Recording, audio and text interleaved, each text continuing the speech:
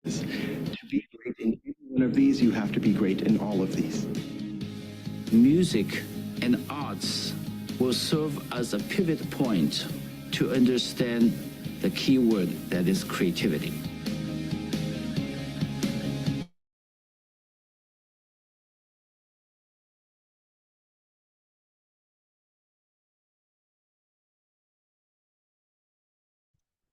Baik semuanya, Assalamualaikum warahmatullahi wabarakatuh. Selamat pagi. Hari ini kita akan sharing tentang SOIL ya, Sharing of International Learning Volume 2, yaitu di negara Hong Kong. Perkenalkan, nama saya Fathia Hakim Segitaningrum. Saya akan jadi moderator untuk hari ini. Dan kita hari ini ada dua pembicara, yaitu Pak Antoni dan Pak Kakak. Kakak Lingga Eka Putri Luki, biasa dipanggil Kak Luki. Mungkin saya sebelum mulai saya share dulu kali ya sedikit untuk apa namanya profilnya ya. Bagi dua.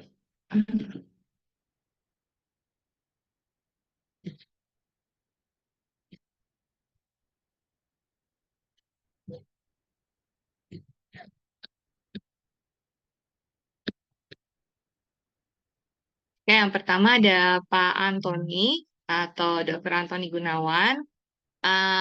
Beliau dulu untuk studi S1 atau undergraduate di UNSW di Sydney di tahun 2006 sampai 2009, kemudian mengambil PhD di HKUST pada tahun 2012 sampai 2017.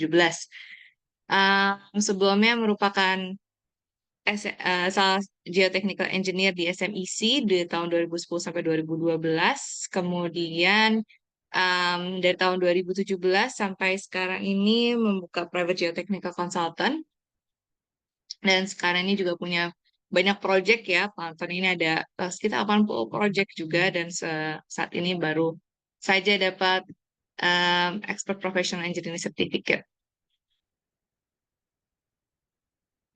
Untuk academic experience-nya, beliau juga saat ini menjadi dosen dari tahun 2018 di Universitas Bina Nusantara dan merupakan editor di Indonesian Geotechnical Journal dari 2022 sampai sekarang.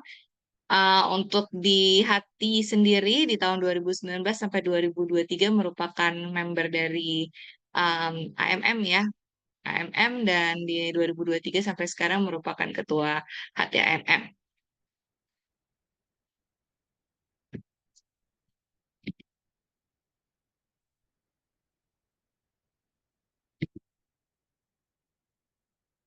Kalau ini untuk Kak Lingga Eka Putra Luki Suryajaya, sebelumnya merupakan mengambil S1 di UI di tahun 2019 sampai 2023, kemudian mengambil fast track ya di sana, jadi menyelesaikan S2-nya tahun 2023 sampai 2024, dan dari tahun 2025 ini sekarang mengambil Master of Philosophy di HKUST, jadi ngambil master lagi. Untuk publikasinya udah ada 1, 2, 3, 4, 5 publikasi dari tahun 2023, 2024, dan 2025. Dan sebelumnya ini sudah beberapa professional experience-nya ya.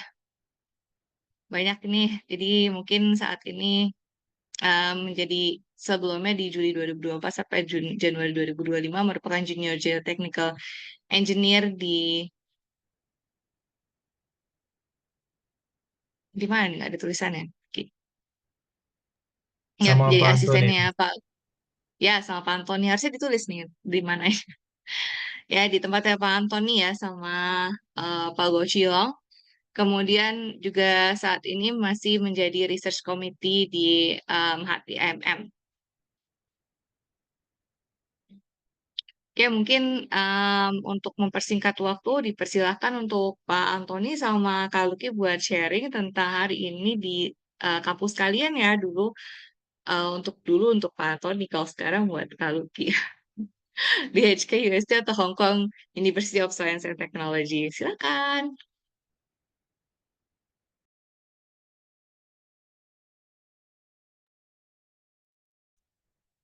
Terima kasih atas introduction-nya, Gita. Hari ini kita akan, saya dan Lucky akan sharing tentang HKUST ya, Hong Kong University of Science and Technology.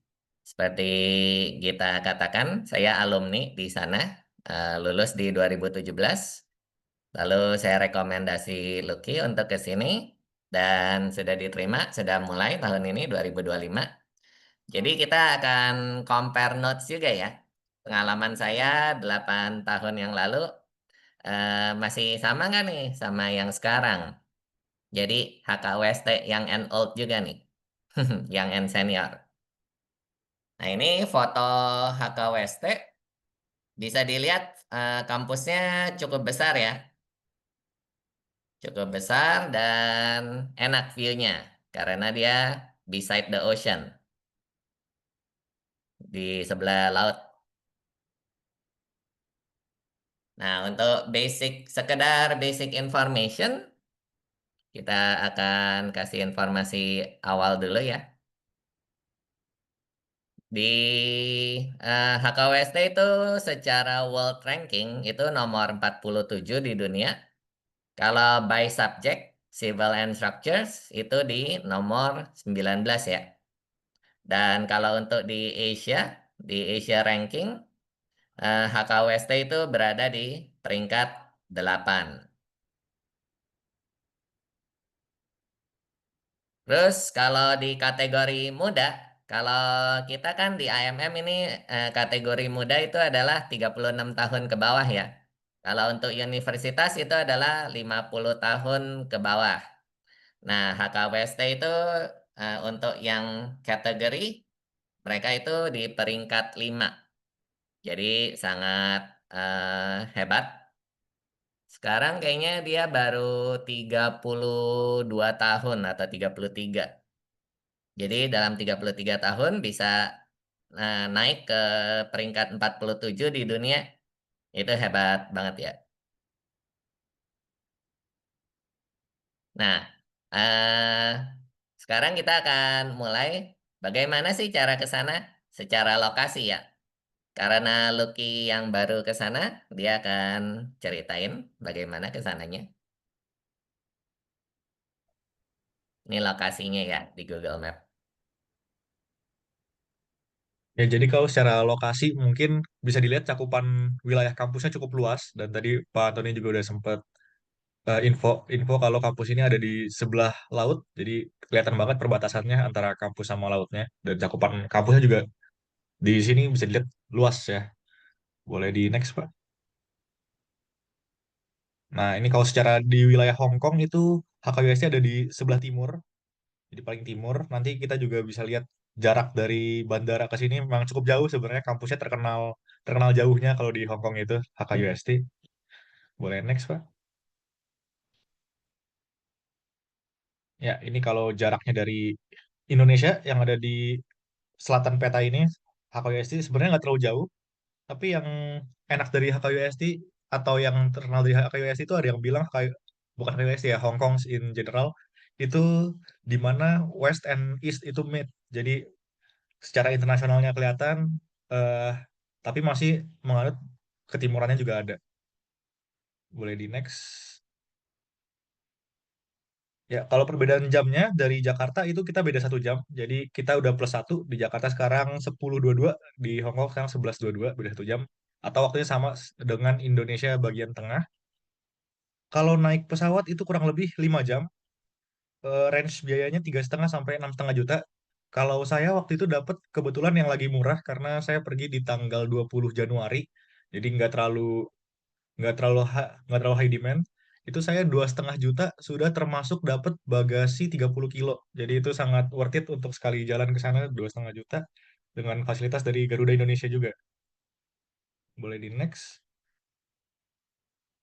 Ya, kalau sudah sampai ini ceritanya sudah sampai di bandaranya, untuk ke kampusnya itu bisa naik taksi yang paling mudah. Saya waktu itu pilih opsi naik taksi karena saya belum familiar, belum pernah ke Hong Kong juga. Jadi saya pilih opsi yang bisa langsung ke sana tanpa perlu pikirin. Memang ada opsi lain seperti naik bus, naik MTR dan sebagainya macamnya. Cuma karena belum terbiasa, Saya prefer yang langsung langsung sampai gitu. Tapi ya minusnya adalah sangat mahal, yaitu 350 sampai 400 Hong Kong dolar. Di rate-nya kurang lebih Hong Kong dolar itu 2.100. Jadi kalau dikali 2.100 ya 700-800 ribu untuk sekali dari bandara ke kampus. Dengan durasinya 1 jam kalau naik taksi ini. Boleh di next.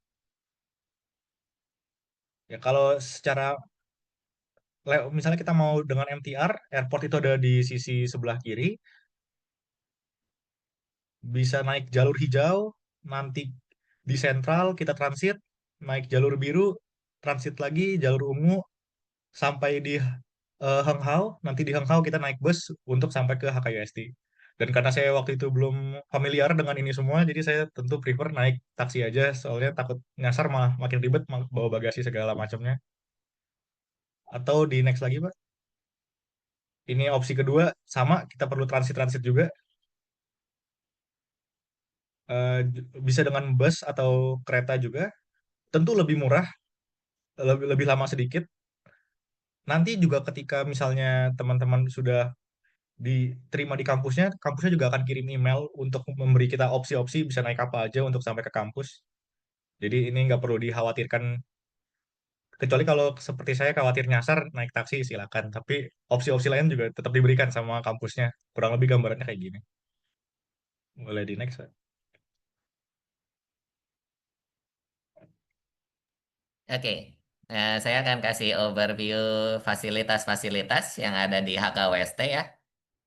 Ini foto HKWST secara general. Nah, kalau kita naik bus, nanti masuknya lewat sini nih. Masuknya lewat sini, bus stopnya ada di sini. Yang satu sisi lagi ada di sini. Ada 2 bus stopnya. Terus kalau naik mobil, ini tempat parkirnya di sini. Parkirnya juga lumayan besar ya, ada 5 lantai. Terus area main campusnya ada di sini yang merah. Mereka ini foto udah lumayan lama. Dulu ini tempat kosong, tapi sudah ada gedung baru ya. Ada lecture hall baru di gedung sini. Terus untuk dormitory yang untuk undergraduate ya. Undergraduate ada di sini apartemennya. Ada banyak, kalau tidak salah ada 11 tower. 11 tower ini pun juga tidak cukup ya untuk semua mahasiswa.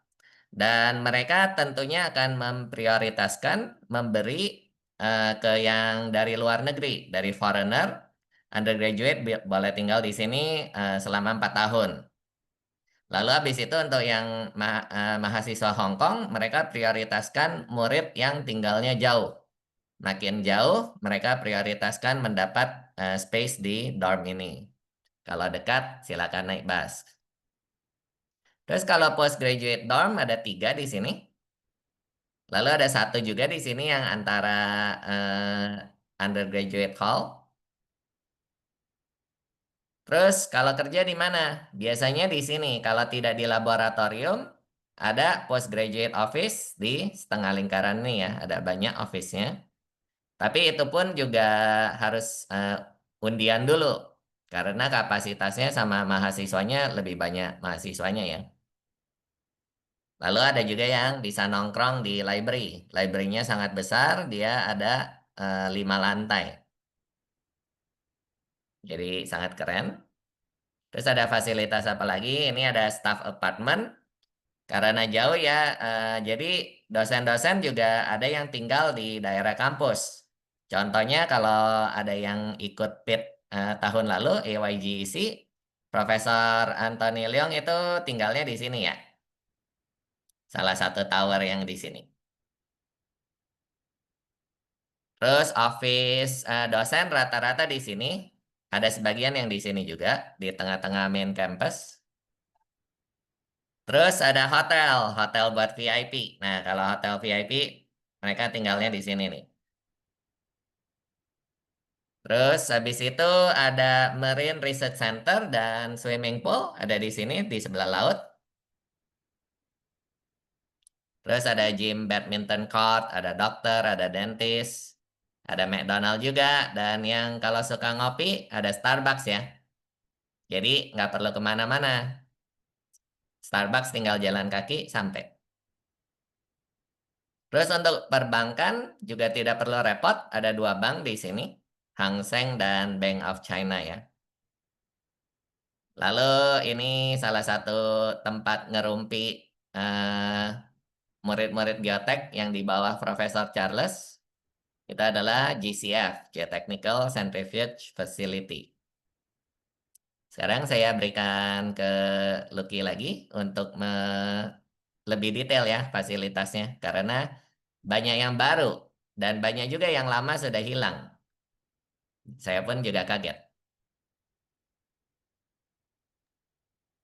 Ya, ini semua restoran atau kafe-kafe yang ada di kampus. Jadi emang opsinya ada banyak. Jadi kalau kita di sini bakal betah. Saya sendiri juga sangat jarang keluar kampus karena semua di kampus ada dan jauh lebih murah dibanding harga-harga di luar. Kurang lebih contohnya kayak tadi Starbucks itu kalau di kampus sudah pasti didiskon 30%. Jadi kurang lebih harganya bahkan bisa lebih murah daripada Starbucks di Indonesia. Kita beli ukuran yang paling besar itu kalau dirupiahkan cuma 60.000. Itu sudah dapat diskon 30% dari kampusnya. Kalau kita menunjukkan kartu mahasiswa. Lalu menu-menu lain juga di kampus cenderung lebih murah range-nya dibanding di luar. Bisa lebih murah sampai 10 sampai 30 dolar atau 20.000 sampai sampai 60 ribuan itu lebih murah di kampus dibanding di luar. Dan opsi makanannya juga beragam kalau cocok ya jadi sangat enak di kampus nggak perlu kemana-mana lagi. Dan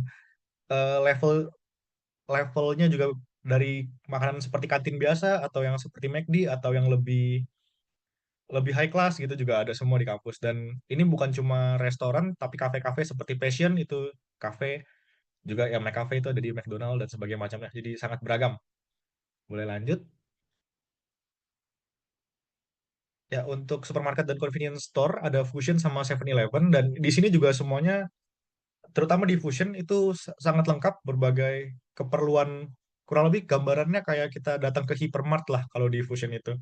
Dan eh, lengkap karena misalnya untuk yang suka olahraga dia juga jual whey. Mungkin kalau di Indonesia kita nggak mungkin ketemu whey gitu di whey protein di supermarket tapi di sini ada juga berbagai misalnya seperti deterjen atau sabun sebagai macam juga ada. Jadi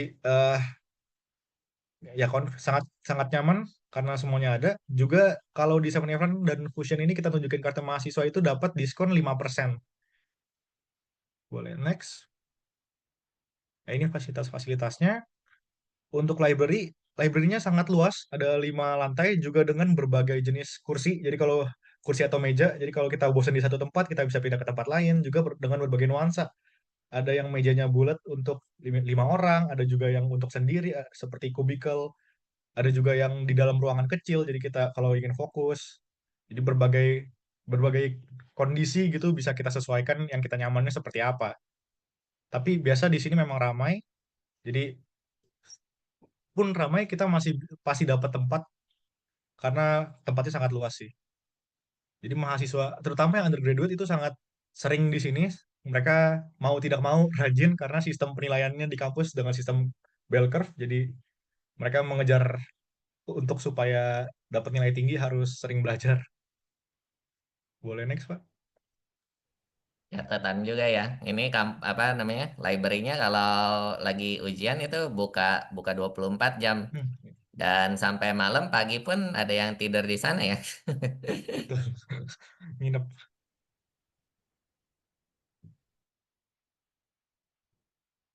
Fasilitas lainnya itu ada medical clinic, eh, student dental clinic, juga klinik untuk psikologis, dan harganya juga cukup murah. Saya belum pernah, tapi yang saya tahu harganya sangat affordable.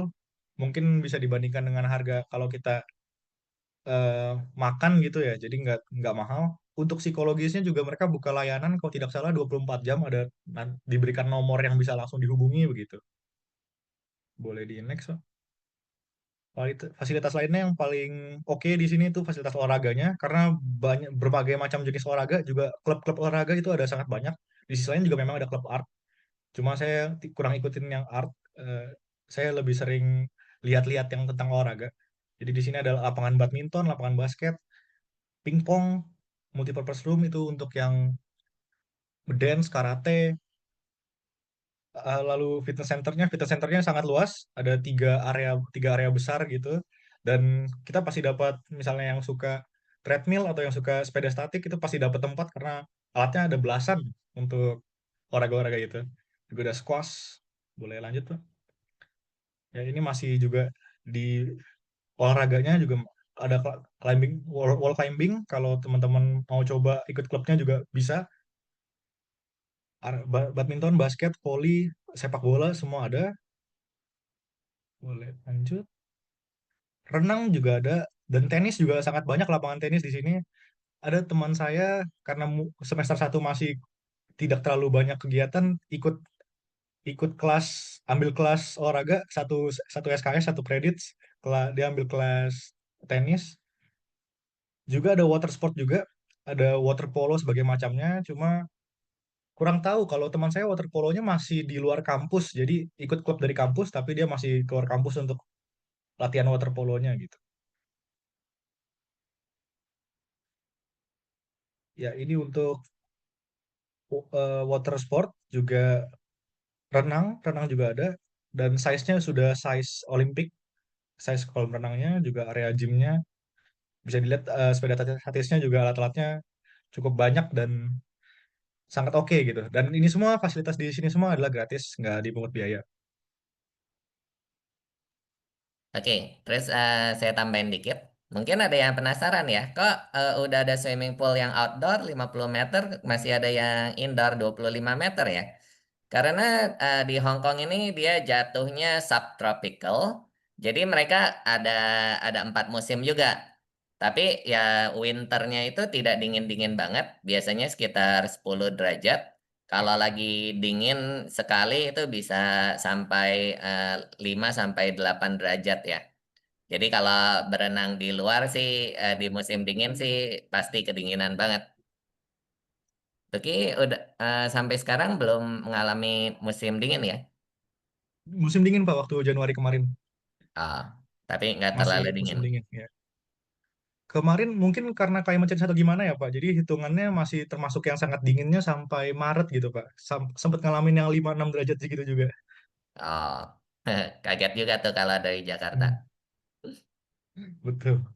Terus ada yang perlu diingat juga karena kita HKWST ini di pinggir laut, dia sangat humid ya, sangat lembab.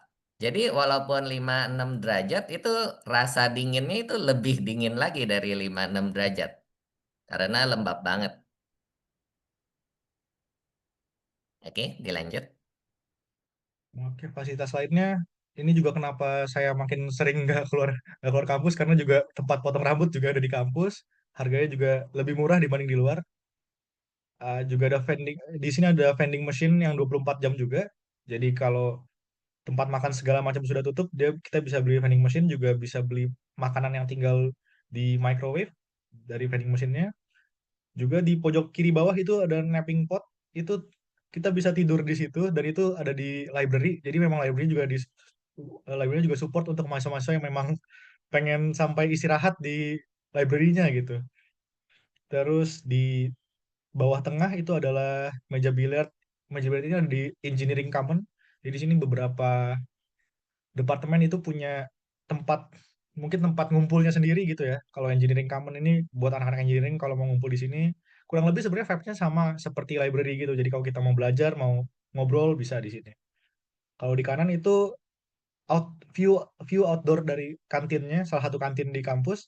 Jadi kalau bosen makan di dalam, mau lihat sambil lihat lingkungan, bisa di outdoornya, dan outdoornya pemandangannya juga bagus. Jadi sangat oke buat tempat nongkrong gitu. Oke, next. Ini kita masuk ke hal yang lebih geotek sedikit. Ini beberapa fasilitas geotekniknya. Ada banyak alat di sini, cuma mungkin nggak semuanya dipakai, tergantung juga sama keperluan setiap profesornya lagi fokus di bidang apa. Kurang lebih misalnya sekarang saya di bawah Prof. Charles. Prof. Charles itu sekarang lebih banyak, kita justru lebih banyak bicara tentang tanaman. Jadi saya sendiri juga sudah mulai tidak yang heavy geoteknik, saya lebih banyak tentang tanaman sama karbon. Juga kalau centrifuge masih sangat digunakan, nanti ada pembahasannya dari Pak Antoni tentang centrifuge. Jadi salah satu alat-alat yang kebanyakan dibikin sama Prof. Charles, atau yang di sini itu nama belakang Prof. Charles. Kurang lebih alat tentang unsaturated soil, juga bisa diatur temperature control testing apparatus, juga complex loading condition. Ini segala alat yang pernah dibuat. Kalau truth reaksial juga, kalau nggak salah sekarang sedang digunakan oleh Prof. Anthony Leong ya. Boleh dilanjut, Pak. Masih ada lagi mechanical dan electromagnetic wave based testing 3D printing teknik, geoenvironmental room. Saya belum melakukan eksperimen langsung di lab, yang benar-benar saya lakukan sesuatu di lab, karena saya masih tahap membangun proposal, juga terus diarahkan research direction-nya, jadi belum sampai masuk lab. Tapi yang saya akan gunakan nanti adalah geoenvironmental room, karena saya akan menanam menanam tanaman di sana. Boleh lanjut, Pak? Tambahin sedikit. Jadi di Geoenvironmental Room ini dia mereka mengkontrol kelembapan dan temperatur ya. Jadi Ya. disebutnya temperature controlled and humidity controlled room. Dan iya kalau kita bicara tentang geoenvironmental itu kita jadi setengah petani ya. Jadi setengah petani nanam.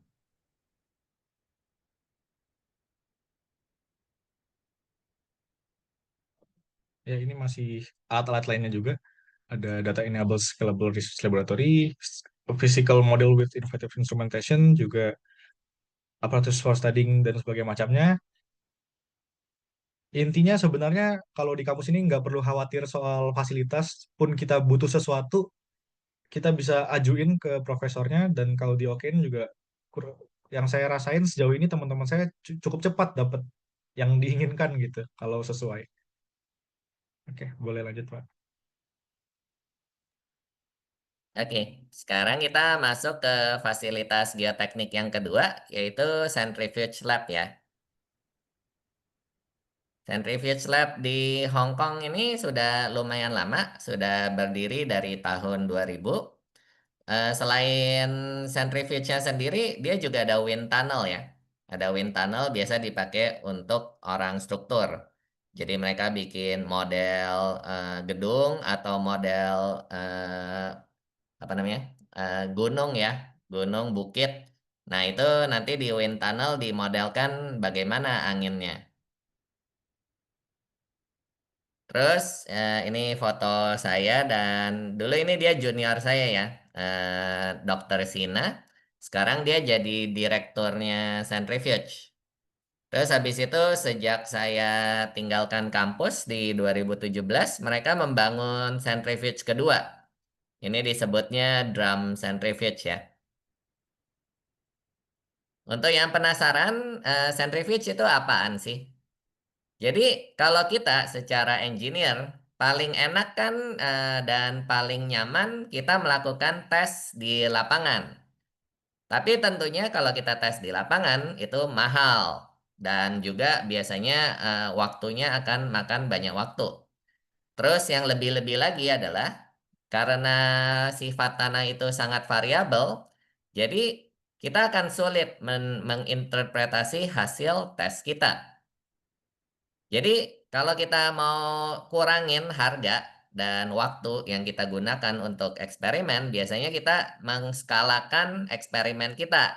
Kita sebutnya 1G scale model. Jadi kita kecilin ya modelnya. Terus habis itu tetapi tanah itu kan stress dependent. Tergantung stres sifatnya, sama kayak manusia ya. Kalau misalnya eh, kita lagi stres, ada yang maunya makan terus, ada yang justru nggak mau makan. Nah, tanah juga sama. Jadi misalnya contohnya kayak gini, kita bisa lihat tanah kalau confining pressure-nya beda-beda nih, dari yang low pressure sampai high pressure 480. Kita lihat ya, dia naikan pertama, di mana kita sebut ini kekakuan, tentunya confining pressure-nya makin tinggi, dia orangnya makin kaku ya. Di sini ya tanahnya makin kaku. Terus kita juga bisa lihat dari perbandingan kontraktif atau dilatif. Kalau tanahnya di low confining pressure di 100 kPa, dia akan kontrak dulu, lalu dia akan mengembang, dilate. Tapi kalau udah stres banget nih, 1200 kPa, dia walaupun tanahnya padat, dia tetap akan kontrak terus, akan tambah padat ya. Jadi saya mau kasih analogi kayak kalau orang makan, kalau stresnya rendah, mungkin dia makannya senang ya.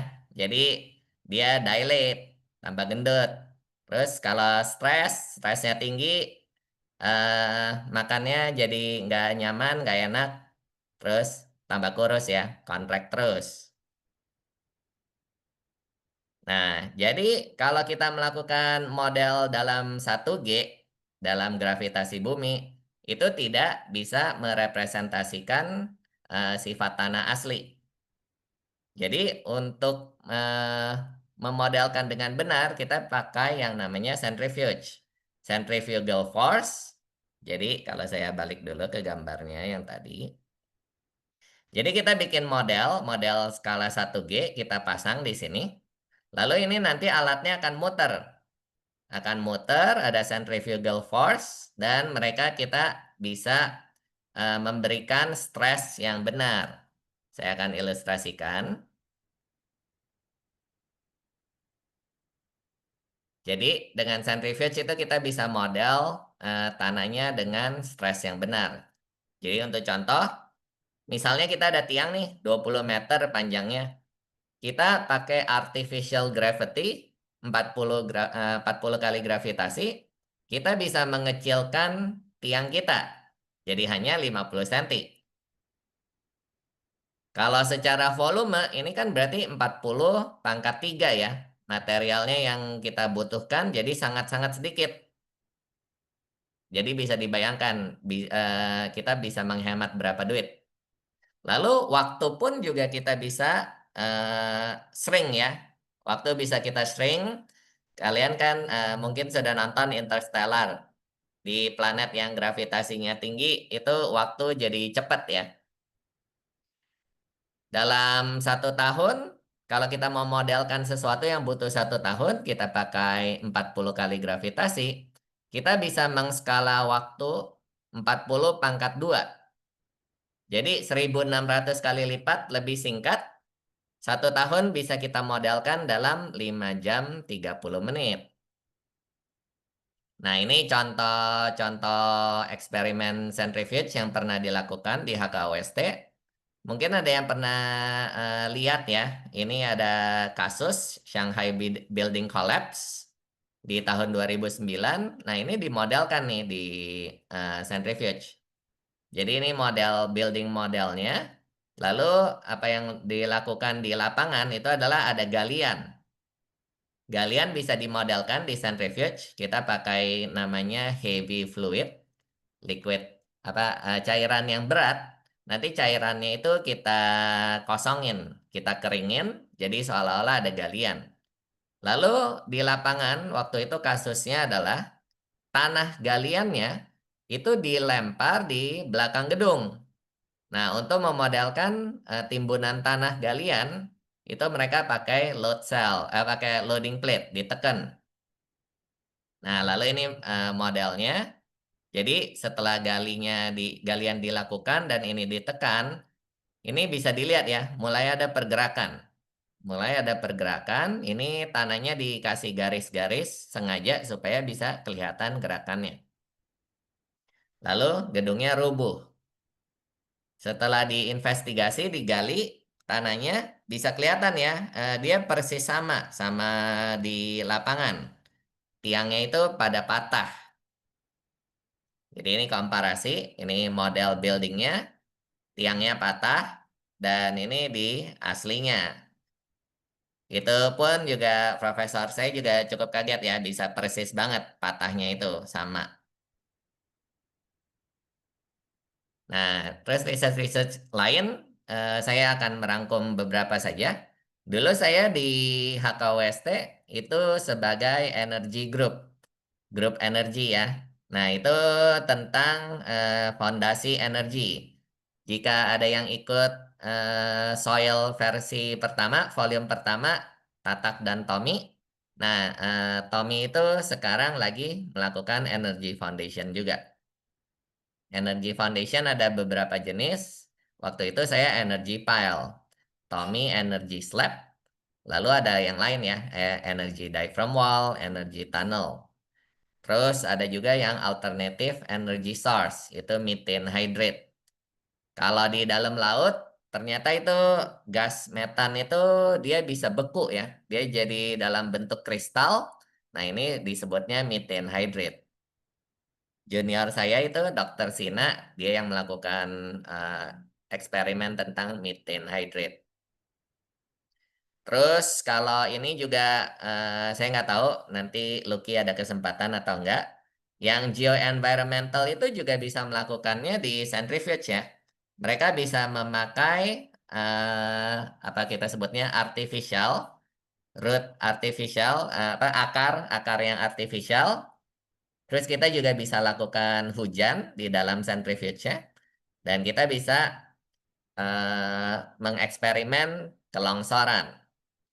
Nah, ini jadi geoenvironmental juga bisa dieksperimen di centrifuge, unsaturated slope, terus rainfall induced collapse, kalau hujan nyampe longsor, efek tumbuh-tumbuhan pun juga bisa, dan debris flow pun juga bisa di centrifuge. Nah, tentunya soil structure interaction sangat bisa. Ini contoh galian dengan prop ya, dengan prop. Terus apa efeknya ke pile group, tiang kelompok. Nah, jadi tentunya bisa lakukan tiang, bisa lakukan tunneling, terus ada juga bisa lakukan deep cement mixing. Nah, gimana? Udah merasa keren kan HKUST? Nah, sekarang kita akan bahas gimana nih cara bisa masuk ke HKUST. Dulu waktu saya prosesnya relatif simple, nggak seribet yang Lucky. Nah, jadi Lucky akan melakukan penjelasan bagaimana cara masuk ke HKUST. Baik, ini untuk requirement secara umumnya. Jadi seperti saya untuk Master Degree program, saya di program MPhil, itu syarat utamanya sudah lulus S1 pastinya. Statusnya sih dari recognized institution, cuma ini kan sifatnya relatif ya. Jadi masih tergantung juga, masih abu-abu. Yang penting kita sudah lulus S1 intinya. Boleh di next, Pak. Kalau untuk yang di PhD, itu juga bisa kalau kita dari S1 langsung direct ke PhD, tetap sama statusnya dari proven record of outstanding performance, juga satisfactory work at the postgraduate level. Jadi kurang lebih sebenarnya mirip syaratnya, cuma mungkin yang doktoral itu sudah lebih serius gitu ya. Kalau di next, juga syarat bahasa Inggrisnya kita bisa lewat TOEFL dengan nilai-nilai sebagai sebagai yang ditampilkan ini. Sebenarnya tidak terlalu tinggi, mungkin cukup tinggi tapi nggak sampai yang dibutuhkan kalau di US atau di UK gitu.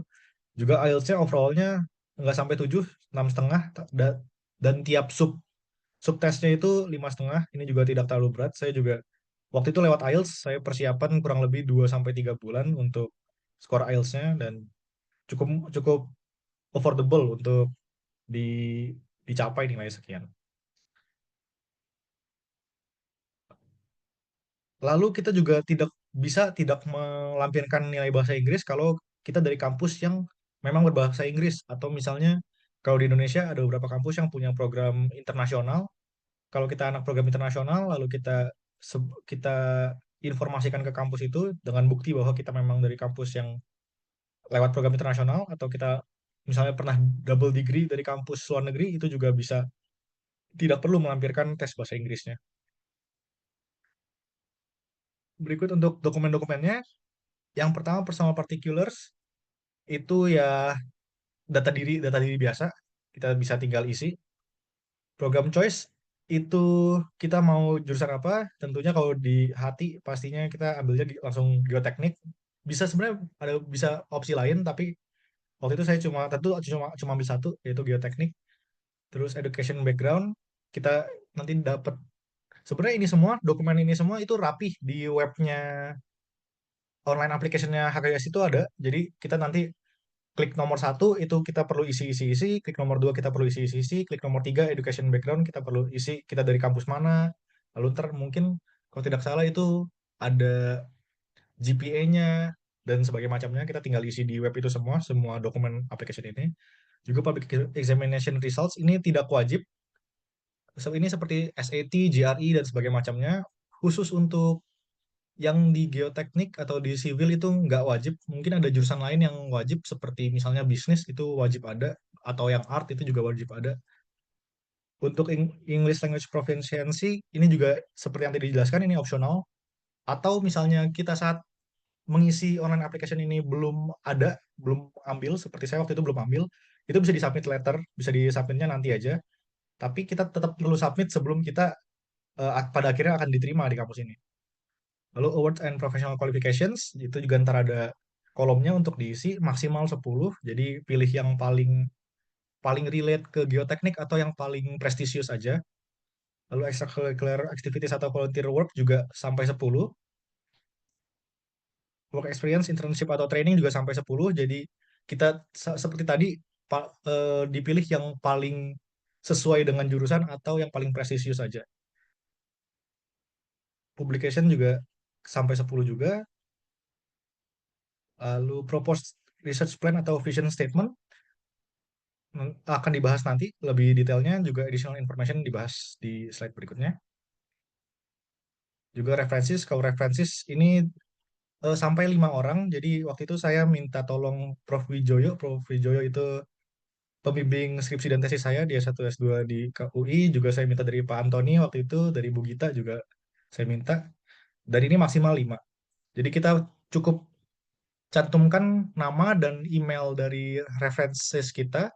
Nanti dari kampus yang akan mengirim email ke orang-orang yang kita tuju. Nanti orang-orang yang kita tuju itu akan diminta untuk mengisi form untuk memberi feedback tentang tentang diri kita gitu. Nah, untuk sekedar yang mau tahu feedbacknya isi apa aja sih? Itu dia kasih muridnya rating ya. Nah, jadi kayak, oh dalam bahasa Inggris kira-kira dari murid-murid yang saya kenal itu jatuhnya di persentilenya berapa? Dia maksimal itu top 5%, jadi lumayan lumayan generous ya. Dia nggak bilang, oh top 1%. Top 5% itu udah the best scoring yang perlu diberikan. Terus habis itu tentunya yang standar, gimana impresi saya tentang Lucky, terus bagaimana kapabilitasnya dan potensinya. Tidak terlalu lama ya, kalau diisi mungkin sekitar 15 menit.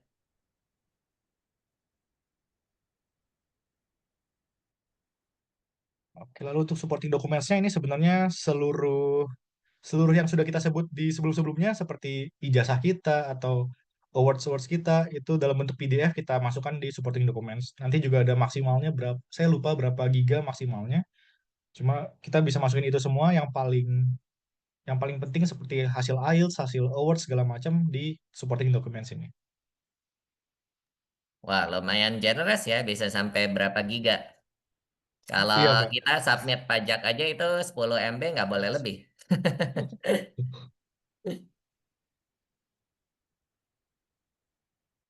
Lalu payment and submission itu kita nanti di awal perlu deposit 5.000 atau sekitar 10 jutaan.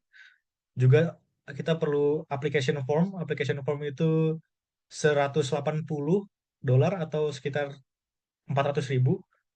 Nah, untuk 5.000 deposit 5.000 dolar ini nanti akan otomatis dipotong dari uang kuliah kita. Jadi nanti balik lah. Tapi di awal kita perlu persiapkan sekian dulu. Boleh next. Nah, ini untuk yang tadi bahas lebih lanjut tentang propose research plan atau vision statement.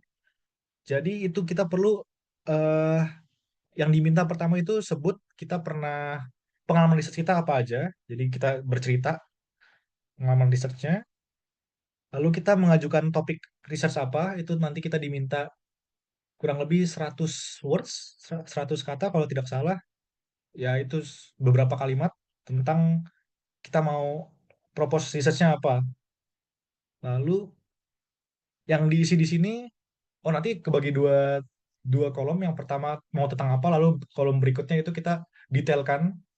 Jadi waktu itu saya diarahkan Prof. Charles untuk isi secara garis besar ada 3 paragraf. Yang pertama itu background-nya, tentang topiknya, sama eh, kenapa topik ini penting. Lalu next, metodologinya, dengan cara apa kita bisa menjalankan ini. Jadi sangat penting untuk menghubungkan dengan fasilitas-fasilitas yang ada di kampus. Jadi waktu itu saya melihat di web kampus fasilitasnya ada apa aja. Lalu dari fasilitas yang ada ini saya idekan untuk menjadi propose research plan-nya supaya ada hubungan. Jadi kita tidak serta-merta kita punya ide kita langsung tulis semua karena belum tentu fasilitasnya ada di kampus atau belum tentu itu fokusan research dari dosen-dosen yang ada di kampus ini. Lalu next, expected outcome. Jadi harapannya apa aja dari propose research plan-nya ini. Tapi ini semua tidak berarti kalau kita ajuin propose research plan-nya apa, nanti yang ini yang akan kita jalankan. Karena seperti saya itu sangat jauh dari apa yang saya propose. Waktu itu saya propose tentang green green slope, dan sekarang saya masuknya cuma di greennya aja, nggak tentang slope. Jadi saya sekarang tentang tanaman dan karbon justru research utamanya. Karena nanti akan disesuaikan lagi atau diarahkan lagi dari profesor kita. Additional information ini kita tetap perlu isi, tidak harus isi sebenarnya. Tapi kalau kita mengajukan untuk HKPFS, ini salah satu beasiswa yang paling prestisius di Hong Kong, bahkan mungkin di dunia karena nilainya cukup tinggi. Ini menjadi sangat penting karena beberapa aspek yang dilihat dari sini. Yang pertama itu eh kenapa kita mau belajar di Hong Kong, lalu karir plan-nya gimana, sama target goal-nya apa setelah lulus. Ya kurang lebih ini sebenarnya seperti kita wawancara beasiswa LPDP gitu ya, kalau kalau saya nggak salah nuansanya. Terus what can you contribute? Kontribusi kita terhadap perkembangan riset di Hong Kong seperti apa? Juga intellectual vision dan aspiration untuk terhadap proposition plan. Mungkin kalau kita nggak daftar SKPFS, hal ini nggak terlalu signifikan. Apalagi kalau kita sudah kenal dengan profesor kita atau kita sudah di refer seperti saya itu di refer ke Prof. Charles. Jadi mungkin hal-hal seperti ini nggak dilihat lagi. Kecuali kalau misalnya kita dari luar yang langsung coba daftar gitu. Mungkin hal ini penting. Atau kita daftar untuk SKPFS. Hal ini menjadi sangat penting dan menjadi poin-poin nilai utama yang akan diambil untuk diterima atau tidaknya di beasiswa SKPFS. Nah, ini hal yang paling penting untuk memastikan bahwa kita tanda kutip pasti diterima itu adalah kita tahu siapa profesornya yang mau kita tuju, bahkan kalau bisa kita kirim email atau segala macamnya. Kalau saya waktu itu dari Pak Antoni, Pak Antoni ada grup dengan Prof Charles kalau nggak salah, nanti mungkin Pak Antoni bisa klarifikasi juga. Ada grup dengan Prof Charles, lalu Prof Charles butuh murid. Lalu waktu itu saya sempat ketemuan dengan Pak Antoni, bertanya soal karir di geoteknik, lalu ditanya eh, keinginan untuk lanjut studi, dan pada akhirnya saya oke, jadi saya sudah terkonek dengan Prof. Charles saat itu. Jadi semua yang saya isi di application itu kurang lebih formalitasnya aja untuk diterima. Boleh lanjut, Pak? Ini beberapa scholarship yang ada di kampus. Untuk MPhil atau yang S2-nya itu ada PGS. Jadi kalau kita diterima di kampus ini kita otomatis dapat ini. Jadi kita nggak perlu sudah diterima terus kita daftar beasiswa lagi, nggak perlu. Jadi kalau kita diterima itu artinya kita sudah dapat beasiswa ini. Yaitu PGS, Postgraduate Studentship. Itu nilainya 18.760 atau dirupiahkan sekitar 39 juta rupiah selama 2 tahun. Untuk PhD juga sama. Kalau kita langsung diterima, itu dapat PGS juga dengan rate yang sama, tapi ada beasiswa lain yang tadi sempat kita singgung sedikit itu tentang SKPFS, yang mana nilainya itu 28.000, jadi tambah 10.000 dolar. Jadi kalau dirupiahkan itu kurang lebih hampir 20 juta penambahannya. Dan kuotanya itu tiap tahun 300 sampai 400 orang yang diterima ke 8 kampus besar di Hong Kong. Jadi ini juga kenapa alasan saya ambil S2 lagi sebenarnya untuk mempersiapkan portofolio saya untuk harapannya untuk mengambil si SKPFS ini supaya lebih lebih mantap untuk bisa diterima di SKPFS. Lalu ini statusnya sebagai bonus, jadi kalau kita diterima SKPFS nanti, itu kita dapat PhD, Redbird PhD Award, itu nilainya adalah 40.000 Hong Kong dolar. Ini sekali dapat, itu nggak per tahun atau per bulan, ini sekali dapat 40.000 dolar atau 80 jutaan, 82 jutaan. Lalu di tahun berikutnya kita bisa dapat tambahan 20.000 dolar, ini status atau 45 jutaan.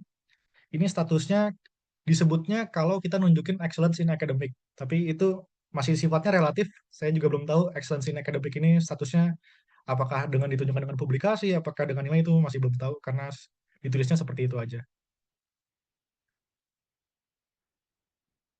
Lalu travel grant dari SKPFS ini dapat 14.000 setiap tahunnya, jadi kita bisa aktif ikut konferensi-konferensi gitu di luar. Namun di luar ini juga sebenarnya dari kampus, kalaupun kita PGS, dari kampus pun juga ada bisa bisa ikut konferensi di luar. Kalau kita sudah punya abstrak atau sudah punya paper yang diterima di suatu konferensi, lalu kita ajukan ke kampus. Nanti kampus yang akan okein untuk kita dapat travel grant dari kampus, kurang lebih nilainya juga mirip atau sampai 20.000 Hong Kong dolar atau 40 jutaan. Ya, ini untuk expected expenditure-nya yang tentunya dormitories. Jadi kita tetap harus bayar dormitories. Cuma kalau kita dapat dormitories di kampus, untuk 2 tahun pertama kita dapat guaranteed dormitory kampus, dan itu nilainya sangat jauh lebih murah dibanding di luar. Kalau di sini ada untuk postgraduate ada 3 opsi, yaitu University Apartment, GGT, sama SKCC. Itu kalau kita lihat semua paling tinggi 5.000. Nah, kalau kita tinggal di luar kampus itu 10.000 aja hitungannya udah murah. 10.000. Kalau mau yang di pusat kota itu bisa sampai 18.000 atau 40 jutaan. Nah, di kampus ini jadi hitungannya sangat murah, 5.000 ya, atau 10 jutaan itu udah murah.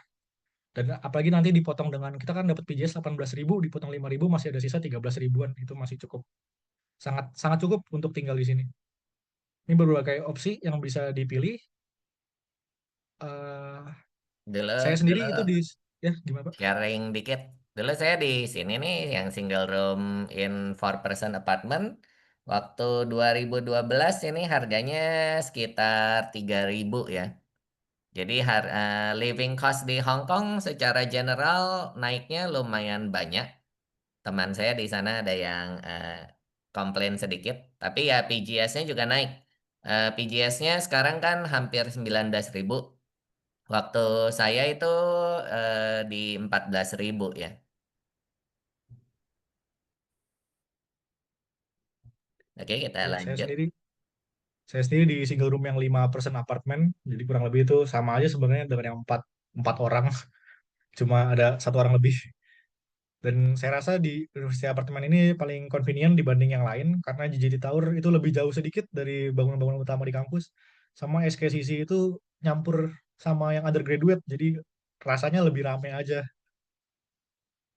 Oke, boleh lanjut, Pak. Ya, ini gambarannya untuk yang University Apartemen ada 3 bangunan. Jadi apartemen A, B, C. Lalu boleh next. Ini GGT Tower. Sebenarnya lokasinya ini ada di belakangnya University Apartemen, jadi perlu jalan naik sedikit lagi untuk ke sini.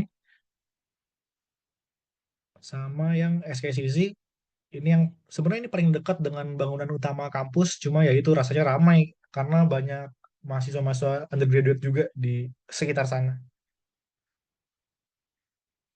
Ini bentuk kamarnya. Kamarnya tentu di Hong Kong itu kamar semua kecil-kecil, kecil-kecil dan mahal. Jadi sebenarnya kalau untuk tidur aja sih cukup ya. Bahkan mungkin teman-teman kan lebih lebih sering gitu ngabisin waktu di lab atau di mana. Jadi ya kamar benar-benar cuma buat tidur. Jadi ada satu tempat tidur, ada lemari, ada meja, kursi, ya sudah cukup, sudah lengkap gitu. Jadi nggak terlalu besar, tapi masih layak untuk ditinggali. Oke, untuk makanannya ini ini makanan-makanan yang ada yang salah satu contoh yang ada di kantin utama di kampus. Range harganya kurang lebih 30 sampai 50. mungkin kita makanan yang 40 aja itu udah kenyang. Jadi yang saya rasain itu kalau teman-teman yang suka makan nasi, memang mereka sekali ngambil nasi itu banyak. Jadi kurang lebih worth dengan harganya. Makan itu 30 sampai 50-an dolar. Kalau kita mau hitung-hitungan sehari kurang lebih bisa habis 120 kalau untuk 3 kali makan. Atau kalau kita mau ke bulan itu dapat 3.600-an. Kalau saya pribadi kurang lebih memang segini yang saya habiskan 120 sampai 150. Saya makan sehari 2 kali, satu sehari 2 kali lalu plus beli jajan-jajan. Jadi 120 sampai 150 sehari. Boleh next, Pak. Sepertinya harga makanan di kampus itu lumayan dibantu ya. Soalnya kalau waktu saya di 2012 sampai 2017 ini harganya kayak kalau nggak salah sekitar 30 sampai 35.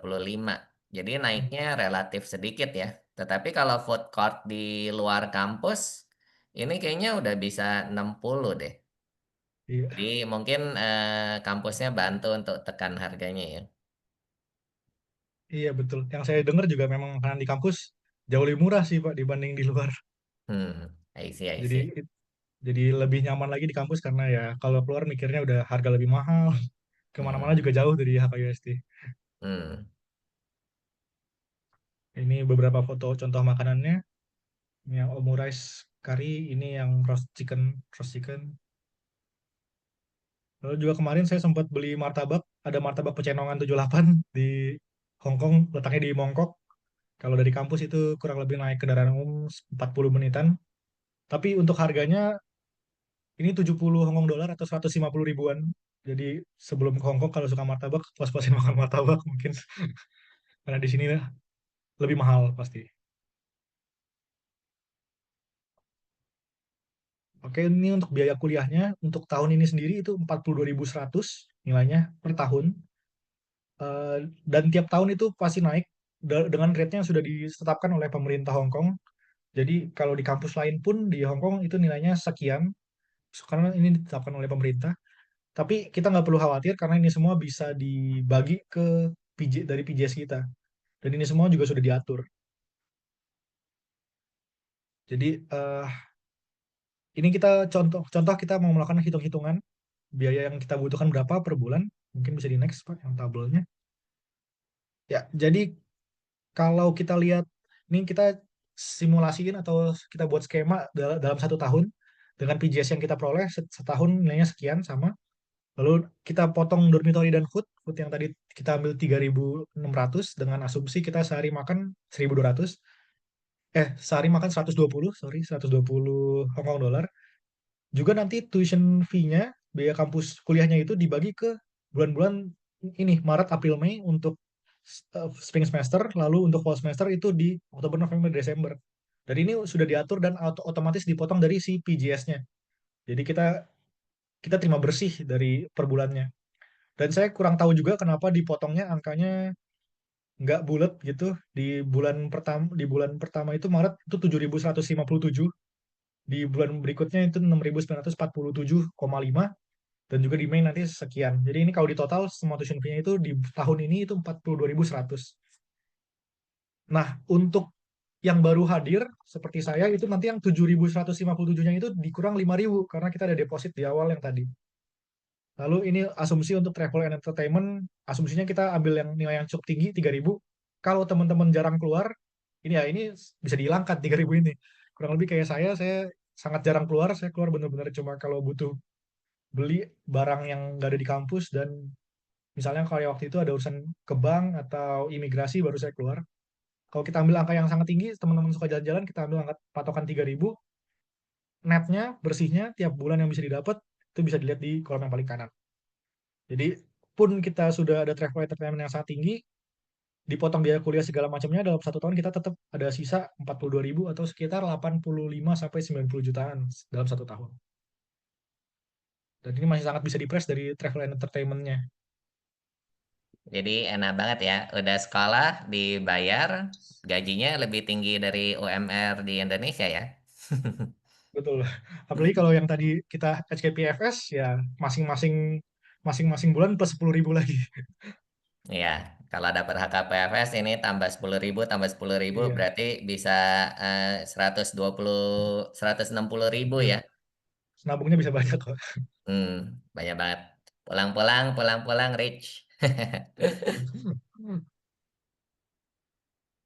Nah, oke. Sekarang saya akan cover dosen-dosen geotek di HKWST ini ada siapa saja. Yang pertama ada Profesor Lee Min Chang.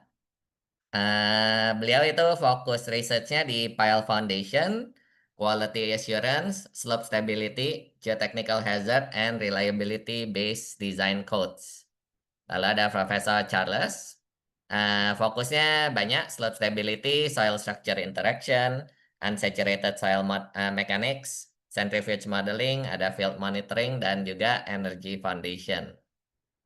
Lalu ada Profesor Wang Yusing. Profesor Wang Yusing itu suka sensor ya, dia suka monitoring. Profesor Wang ini dia bikin sensor sendiri, microsensor atau disebutnya MEMS. Nah, itu dia pakai buat monitor slope-slope di Taiwan karena Profesor Wang dari Taiwan. Jadi ada wave-based characterization of geomaterials, dynamics property, microsensors, physiochemical soil behavior, attenuation mechanism, and measurements. Yang keempat ini dosen baru, Profesor Anthony. Dulu waktu saya masuk di HKWST, ini eh, Profesor Anthony udah mau lulus ya, sudah lulus bahkan, sudah akan pergi ke Inggris buat jadi dosen di sana. Nah, waktu itu Profesor Charles julukin saya Little Anthony, yang ini Big Anthony. Terus ada Profesor Wangkang. Profesor Wangkang ini fokusnya di gempa, Geotechnical Earthquake Engineering, Soil Dynamics, dan Computational Geomechanics and Micromechanics. Nah, yang terakhir ada Profesor Cao Zedong. Profesor Cao Zedong ini fokusnya di programming ya, jadi Computational Geomechanics. Lalu yang lain-lain analisanya tentang apa? Landslide, debris flow, soil liquefaction in foundation, slope and pavement engineering, borehole stability, and hydraulic fracturing. Nah, jadi kalau mau mau studi lanjut, yang pertama itu jangan cari kampusnya saja. Saya selalu rekomendasi cari dosennya. Cari mereka interestnya apa, lalu eh, lihat apakah align sama interest kita. Jangan seperti Lucky bilang, datang bawa proposalnya nggak ada hubungannya sama dosennya, tentu tidak akan dilayani ya, tidak akan dapat. Jadi jangan ngebawa pride sendiri, jangan bawa ego sendiri. Oh, saya udah proposalnya ini nih, tapi kita harus sesuaikan dengan yang dimaukan supervisor kita. Oke. Nah, sekarang gimana cara graduate? Udah masuk ke HKWST. Gimana nih cara lulusnya? Mungkin ini Lucky cover sedikit requirement generalnya. Ya, untuk ini syarat-syarat yang nanti juga kita pertama datang itu bakal dikasih suatu kertas juga. Kertasnya isinya kita perlu ngambil apa aja sama kreditnya apa aja. Nanti diarahin juga sama orang dari kantor kantor HKUSI-nya. Kita dikasih tahu kita perlu ambil ini. Jadi syarat yang pertama itu untuk kreditnya, MPhil itu 12 kredit atau kurang lebih per kredit itu ada 4 course. Per kredit itu per course itu ada tiga kredit, jadi kita bisa ambil 4 course untuk memenuhi ini. Lalu untuk yang PhD itu ada 24 kredit atau dikali duanya. Dulu waktu saya ini 30 kredit ya. Jadi sudah ada diskon 20%. Tapi apakah bisa ambil lebih? Tentu boleh ya. Tapi kalau kita ambil lebih, kita sit in saja. Kita ambil sit in, jadi tidak perlu ikut ujian, bisa ikut kelasnya. Sebenarnya nggak perlu secara administrasi bilang, oh mau sit in. Ngomong saja ke dosennya, terus kita duduk di dalam, itu sangat dibolehkan ya.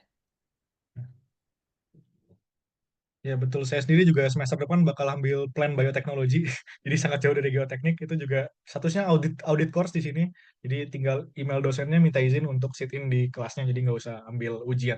Karena kalau ambil ujian, mungkin saya rasa saya dari geoteknik ambil ujian plan bioteknologi itu cukup tough ya kalau saya pede untuk ambil. Lalu kita juga bisa kredit transfer kalau kita misalnya dari S2 di sini sudah ada matkul-matkul yang mirip, bisa sampai 12 kredit. Kalau saya pribadi, saya waktu itu nggak transfer karena saya pikir nggak ada salahnya juga belajar, dan juga dosen-dosen di sini, at least sejauh ini yang saya rasakan itu nggak ambil nilai nilai kehadiran. Jadi kalau kita di saat itu lagi sakit atau nggak mood, kita nggak hadir nggak masalah. Cuma ya tetap kita harus selesaikan ujian ujian akhir.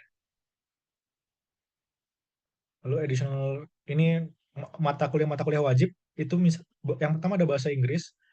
Itu kalau nilai IELTS kita rendah atau di awal itu ketika kita hadir kita bakal ada English test verbal. Tapi itu kurang lebih seperti tas 2-nya IELTS. Jadi kita dikasih topik, kita disuruh monolog 1 sampai 2 menit. Nanti dari situ dijudge kita Inggrisnya bagaimana. Kalau fail atau nggak pas, itu kita perlu ngambil language 5001 atau ini Inggris dasar. Tapi untuk pas dari interview bahasa Inggris itu sangat tidak sulit karena kita monolog 1 sampai 2 menit aja. Jadi saya rasa kalau IELTS kita sudah memenuhi, sudah pasti pas di tes wawancara itu. Lalu ini yang wajib, jadi meskipun kita sudah lulus bahasa Inggrisnya, kita tetap wajib ambil language 5005. Ini Community and Research in English, ini kelas wajib. Oke. Ini required GPA, untuk MPhil saya sendiri tidak ada requirement GPA-nya berapa, untuk PhD harus 3,15. Mungkin ini Pak Antoni bisa lebih detail. Juga ada course-course lain yang kita wajib ambil, seperti kita di semester 2 ini, semester berikutnya ini akan jadi teaching assistant. Di semester pertama kita ada kelas cara mengajar begitu. Jadi ada kelas-kelas seperti itu yang wajib diambil. Atau juga seminar-seminar itu juga perlu diambil. Ini boleh Oh next ya, ya. itu saya juga baru ingat. Kalau nggak salah setiap semester harus ikut kayak 3 seminar deh. Terus untuk GPA-nya sendiri, requirement ini waktu saya kayaknya malah belum ada ya, harus 3,15. Saya nggak ingat ada keperluan GPA. Tetapi Profesor Charles selalu bilang, kamu jangan apa? Kamu sebagai murid research itu jangan terlalu fokus sama coursework. Dia bilang dia eh, cukup bahagia kalau kamu dapet B di coursework kalian, nggak harus.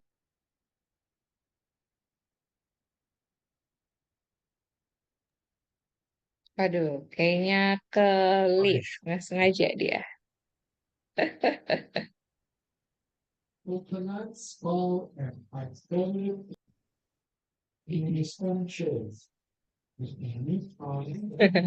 Bentar ya, kita tunggu Pak. Sorry, Udah join lagi Pak Antoni.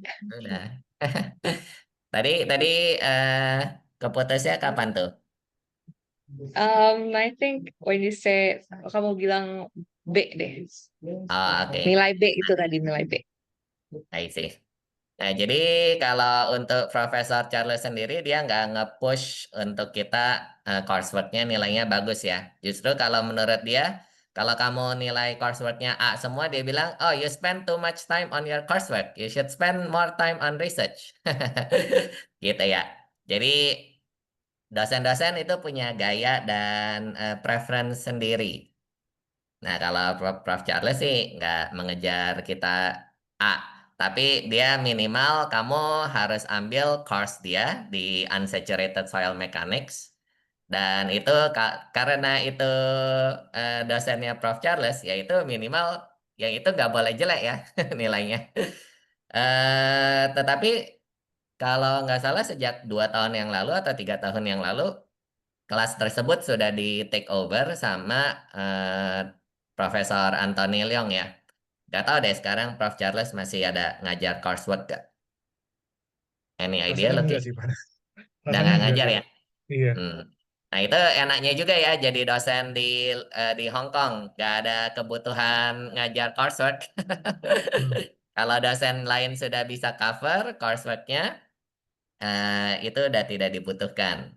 Nggak kayak di Indonesia, kita minimal harus berapa SKS ya setiap semester. Oke, nah terus ada requirement yang lain. Ya, Lucky bisa lanjut. Ya, ini teaching assistant. Jadi ini kita wajib ya seperti yang tadi di awal kita satu semester pertama kita ada kelas mengajar itu cuma 5 pertemuan. Tapi itu kelasnya statusnya bukan kelas yang fokus gitu, tapi kelasnya yang lebih fun gitu. Yang ngajar juga bukan dosen yang serius-serius gitu, tapi lebih ke mungkin orang staff dari kampus HKUST yang ngajar yang kasih tahu kita juga penggunaan website yang sering digunakan di kampus apa aja. Jadi ini kita statusnya kalau diterima di kampus ini kita wajib jadi teaching assistant sebagai postgraduate. Jadi ini beberapa nanti kita desain ke dosennya siapa. Ini juga tergantung dosennya juga bakal kasih kita tugas apa. Cuma in general kita teach tutorial class. Kalau untuk MPhil itu hanya 30 menit satu semester. Kalau PhD kalau nggak salah 1 jam satu semester. Terus menilai PR ujian juga ya print exam paper. Intinya ya bantuin dosennya gitu. Oke, next. Dulu waktu saya jadi teaching assistant, saya nggak pernah teach tutorial kelas ya. Tapi saya pernah mark homework, mark exam, Mhm. print exam papers, pernah. Print exam papers itu benar-benar di hari H-nya ya biasanya. Kalau ujiannya kadang sore. Kalau sore itu printnya di hari H. Mereka punya mesin printer sangat besar. Itu mungkin panjang mesin printernya kayaknya ada 5 meter lebih kali. Nah, itu mencetak exam papernya cepat banget ya. Dan Mhm. invigilate exam juga pernah. Oke. Nah, sekarang ini yang saya juga waktu Lucky masih kerja di tempat saya tiap kali kalau lagi ingat saya cerita nih ke Lucky. Dia kan sama Prof. Charles juga.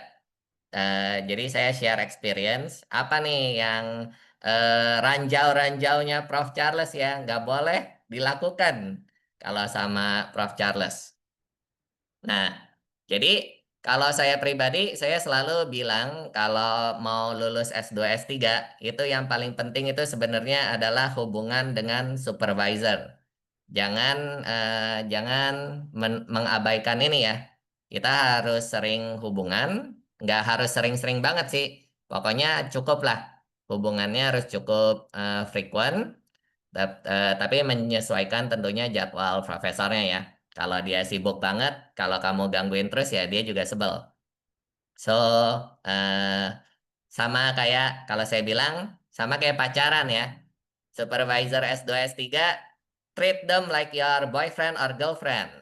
Jadi ada red flags yang kita jangan pernah lakukan. Yang pertama adalah kita boleh telat, tapi jangan terlalu sering. Nah, kalau di Prof. Charles itu apa namanya? Cara supervisinya itu adalah rapat mingguan. Nah, pas rapat mingguan ini kita ya jangan terlalu sering telat ya. Dulu kalau telat itu mereka Prof. Charles bikin denda. Denda kalau berikutnya telat bukan berikutnya telat. Kalau telat di rapat berikutnya harus beli minuman buat semua orang. Nah, terus muridnya banyak ya. Nanti ada fotonya. Terus habis itu kalau kita telat, itu jangan make any excuse. Just say sorry. Kalau enggak nanti profnya tambah marah ya. Soalnya kenapa? Kalau menurut Prof. Charles, telat atau lambat itu adalah bukan bukan karena situasi, tetapi karena level prioritas. Kalau kita prioritas sesuatu itu sangat penting, kita tidak akan telat. Kita akan pasti pagi. Kita akan memberikan factor of safety dan pasti nggak akan telat. Bisa 30 menit earlier or even 1 hour. Oke. Jadi eh, if people keep on getting late, ya berarti sebenarnya priority-nya not that high. Oke. Terus kalau bikin kesalahan, jangan membantah ya, kecuali kamu benar-benar yakin kamu benar. Oke? Terus habis itu Prof. Charles sangat tidak suka mendengar kata but. Nah, soalnya begitu kita ngomong tetapi, itu berarti kita sedang memberikan excuse. Terus kita harus mendengarkan pertanyaan dia dengan hati-hati ya. Kalau tidak ditanya kenapa, jangan memberikan jawaban yang dimulai dengan karena. Karena itu hanya dipakai kalau ditanya kenapa ya. Terus kita harus tahu supervisor kita punya rhythm dan gayanya. Nah, itu rapatnya mingguan. Terus di rapat ini dari biasanya 3 sampai 4 murid akan presentasi tentang progress research mereka dan murid-murid lain itu akan diharapkan bertanya ke mereka. Nah, ini juga salah satu the do's ya, ask question. Nggak harus sering-sering tiap meeting selalu nanya, tapi minimal every 2 weeks ada nanya lah. Kalau enggak nanti Prof. Charles akan menganggap kita itu tidak terlalu aktif ya. Terus biasanya kalau rapat secara personal itu untuk diskusi penulisan paper. Lalu kita juga harus tahu supervisor kita itu expect apa dari kita. Apa yang mereka harapkan dari kita. Kalau Prof. Charles itu menganggap 70 jam seminggu untuk research itu sudah keharusan ya. 70 jam seminggu. Jadi double dari working full time. Terus biasanya sih dia ekspektasinya 1 paper per tahun. Dan tidak ada libur ya. Karena Prof. Charles menganggap setiap hari itu adalah liburan kalau kita enjoy. Dan untuk pas penulisan jurnal, jangan bikin terminologi sendiri ya. Ikutin nama konvensionalnya. Misalnya kayak apa ya? Misalnya soil nail. Soil nail kan kalau di Indonesia paku bumi. Jangan kita bikin, oh tiba-tiba kita sebutnya ini earth nail. Oke? Jadi ikutin nama-nama konvensionalnya. Oke? Nah, ini foto dari rapat mingguannya. Bisa dilihat ya, Prof. Charles muridnya rame banget. Ini tentunya bukan semuanya murid, ada sebagian yang postdoktoral. Dan ini ada berapa ya? Saya nggak hitung. Ada yang bisa cari saya nggak di sini? Ini foto setelah saya lulus ya, jadi saya nggak ada di sini. Nah, ini dulu waktu saya itu mahasiswanya bisa sekitar 30 sampai 40. Terus ini juga ada grup foto. Nah, kali ini saya ada di sini. Bisa ketemu saya nggak? Nah, itu rame ya. Jadi, di grup meeting yang setiap minggu itu, kan yang presentasi 3 sampai 4. Kalau kita bagi 10, kita kali 10, jadi 40 orang. Itu jadi harapannya kita presentasi setiap 2 sampai 3 bulan. Jangan terlalu lama. Kalau udah terlalu lama, nanti Prof. Charles juga akan panggil. Oh, I think you haven't present for a long time. Why don't you present next week? Nanti langsung dipanggil ya. Nah, terima kasih atas waktunya. Semoga kalian ada inspirasi ya untuk studi di HKUST. Terus untuk promosi sedikit nanti di bulan Juli kita akan Soil Volume 3 itu di Austria, TU Graz. Lalu Soil Volume 4 akan dilakukan bukan dilakukan sorry, akan mengenai kampus di Australia, UWA, University of Western Australia. Dan Soil Volume 5 rencananya akan dilakukan secara offline di Pit Hati hari pertama. Itu ada di tanggal 10 November. Minggu depan kita akan melempar flyer untuk call for paper ya. Oke, thank you semuanya. Nah, sekarang setelah question and answer, karena ini masih Sabtu siang, bagaimana kalau kita kembali bobo?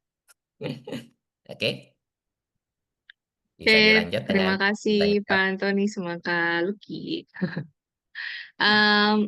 Mungkin saya sedikit sebutkan dulu di di chat, teman-teman bisa isi daftar hadir dan feedback form.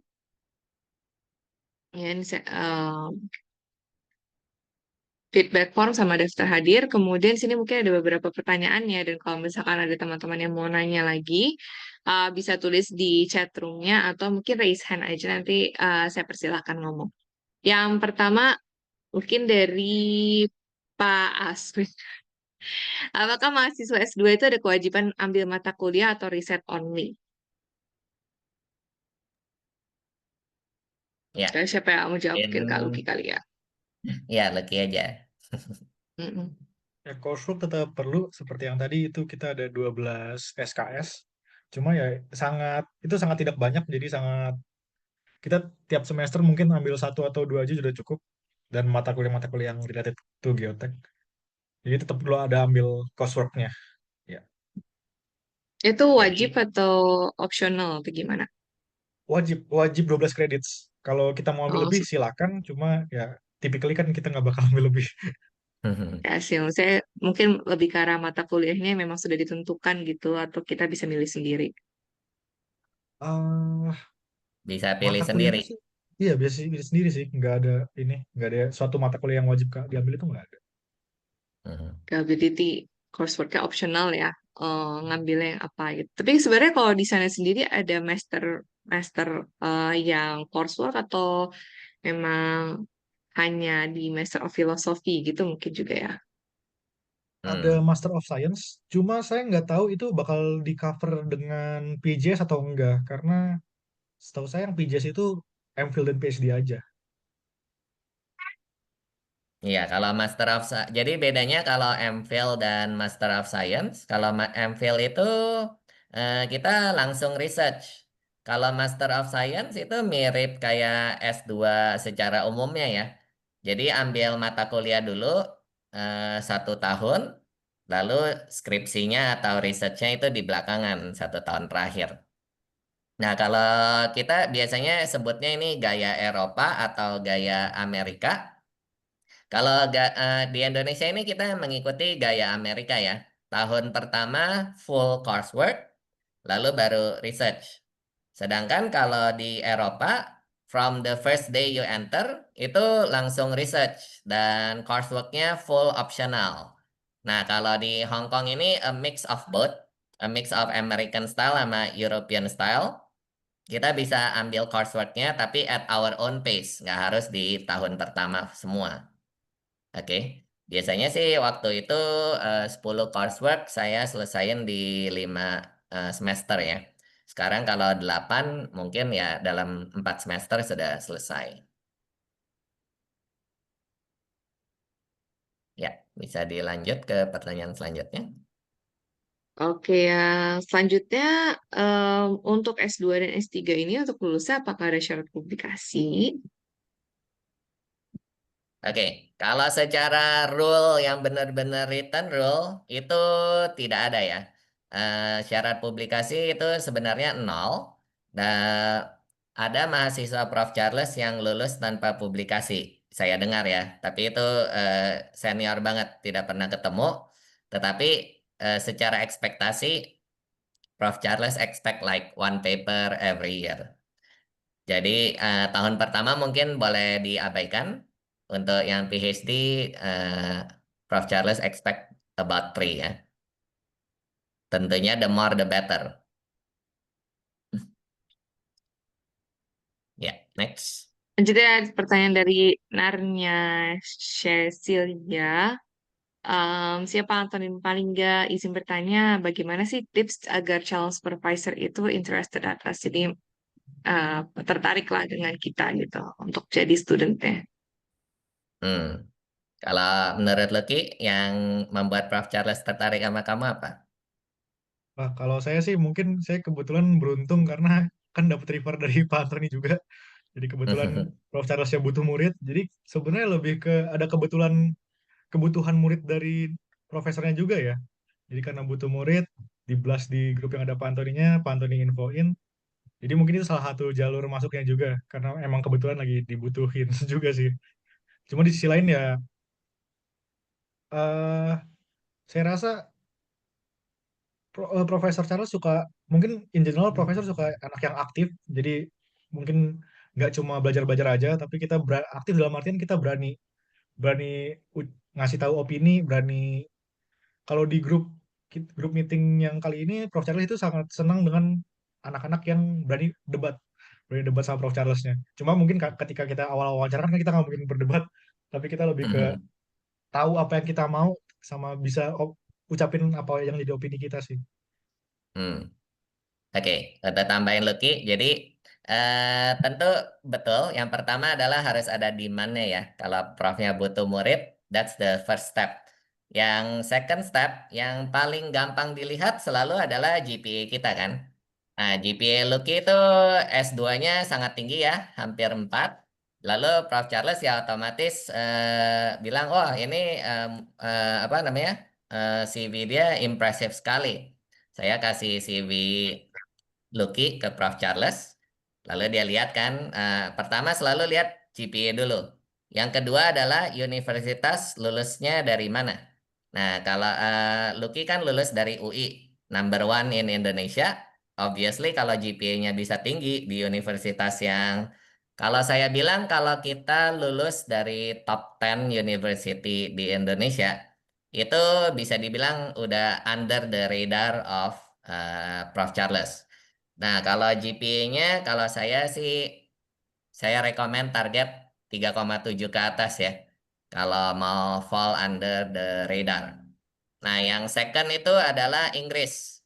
Prof. Charles sendiri pribadi, dia selalu bilang, dia kalau lihat GPA doang itu sebenarnya dia tidak terlalu mentingin yang Mektan malah, yang tentang tanah. Oh, itu Mektan, Tekpon, nilai ground improvement lah, dan lain-lain. Itu dia tidak terlalu mementingkan.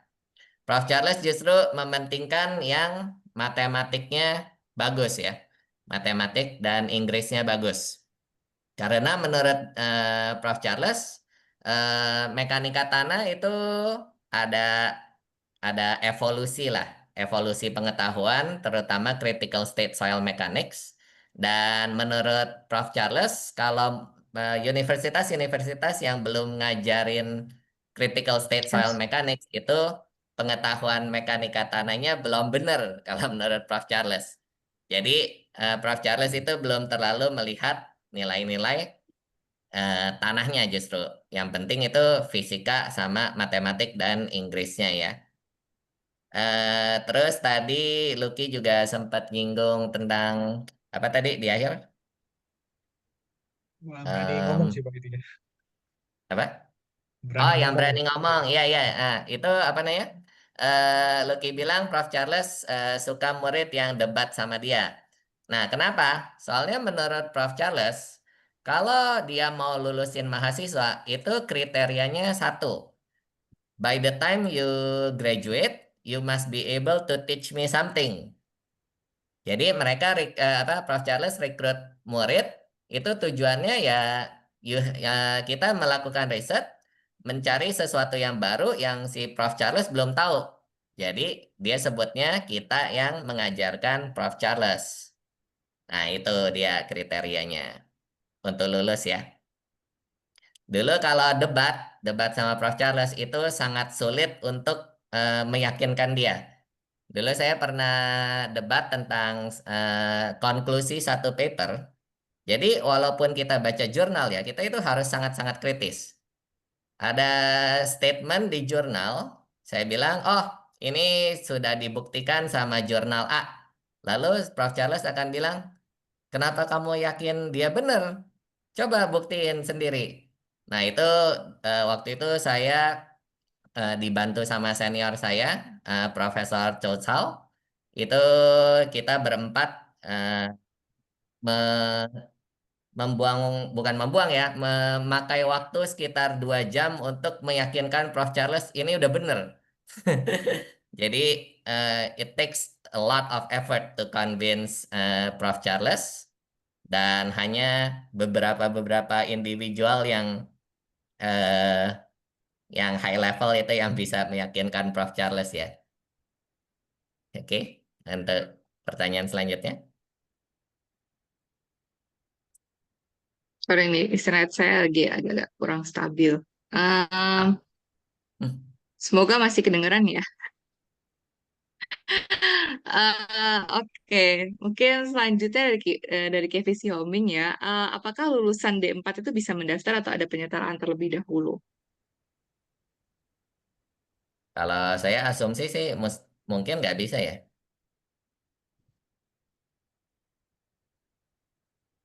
Kalau mau dari D4 mau S2 atau S3, saya rasa kayaknya nggak bisa deh. Ya, mungkin harus penyetaraan dulu ke S1 sebenarnya sih. Hmm, Karena secara jumlah SKS itu setahu saya beda juga ya antara D4 sama S1 ya. Dan tadi kan kalau requirement-nya tadi bachelor's degree ya. hmm, Jadi mungkin emang harus ada disetarain dulu atau lanjut ke S1 dulu gitu ya. Jatuhnya kan saya nggak tahu D4 ke S1 bisa atau enggak. Baru nanti setelahnya apa progres ke masternya ya. hmm. D4 itu S1. Iya cuman oh juga SKS-nya sama ya. Ya, setahu saya juga itu, cuman nggak tahu kalau misalkan di luar negeri diakuin atau enggak tuh, Mas Tata. Hmm, I see. Oh, diakui. Oke, thank you tambahannya. Jadi bisa ya. Sarjana terapan bukan sekarang ya, bukan D4 setahu saya. Iya, S1 terapan bener. STR sekarang bukan D4 lagi. Hmm, I Hmm. see, I see. Jadi mungkin bisa dicoba kali ya. Jadi mungkin kalau yang lulusan D4 itu kalau Master of Science bisa kali. Tapi kalau Iya, kalau apa sepertinya namanya? bisa. Kalau MPhil mungkin lebih sulit. Karena memang dasarnya setahu saya itu pembuatan D4 dan S1 itu memang kan tadi terapan sama uh, filosofis ya. Sebenarnya kan kalau S1 tuh harapannya dia bisa lebih ke riset gitu. Mungkin dari sarjana ke bachelor's degree biasa ke kampus yang filosofis oke. Tapi mungkin tadi seperti ya Mas Tatak bilang kalau S1 terapan mungkin lebih cocoknya lebih ke yang coursework. Hmm. Tentunya kalau coursework sulit dapat beasiswa ya. Tapi kalau Oke. S1 pun S1 di apa namanya?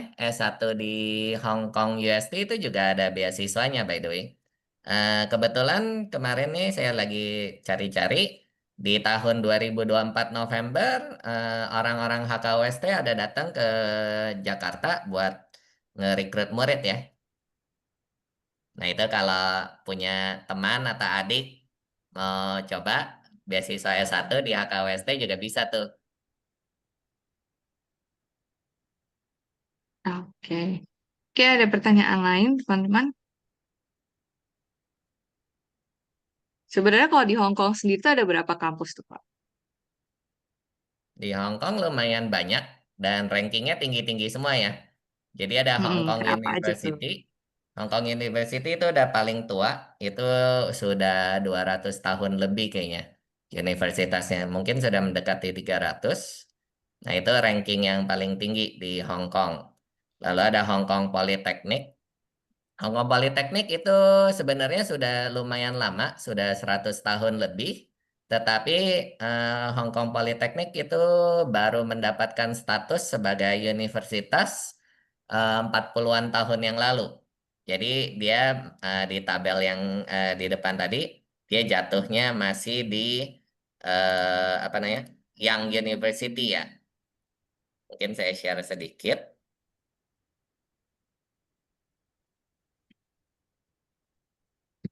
Saya share screen lagi tabelnya. Nah, ini ada Hong Kong Polytechnic nih, di yang University Ranking itu nomor 2 ya. Nomor 2, lalu ada HKUST, terus ada CTU of Hong Kong, ini nomor 6. Nah, itu 4 yang cukup terkenal sih. HKUST, HKU, PolyU, sama CTU. Ada universitas lain tapi saya lupa namanya jujur. Nah, tapi bisa dilihat ya, 4 universitas di Hong Kong itu rankingnya, overall world rankingnya itu di atas 100 semua. Karena di Hong Kong itu mereka sama kayak Singapura ya. Singapura kan fokus ke develop manusianya. Karena mereka tidak ada natural resources. Hong Kong juga sama, natural resourcesnya sedikit, lahannya kecil. Jadi mereka harus fokus ke developing manusianya. Mereka melempar dana banyak untuk research. Bisa dilihat dari scholarship-nya, sangat tinggi. Eh, jadi I think kalau in terms of spending in research, mungkin Hong Kong itu salah satu yang paling tinggi ya di dunia. Makanya kalau untuk dapat lowongan beasiswa di Hong Kong itu relatif, bisa dibilang relatif lebih mudah dibanding negara-negara lain.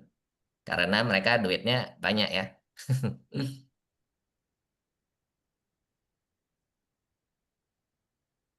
Ya, ya. Oke. Mungkin lanjut lagi dari Septian King. Apakah masuk kampus tersebut ini harus berasal dari kampus ternama terlebih dahulu untuk lanjut S2 atau apakah bisa dari kampus biasa?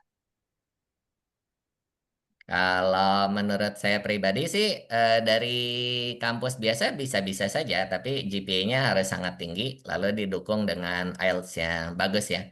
Tapi tentunya kalau misalnya kita mau apply Master of Science, itu kan di deskripsinya tidak ada tuh yang harus outstanding performance. Nah, jadi Master of Science sih pasti boleh-boleh saja, tetapi biaya sendiri.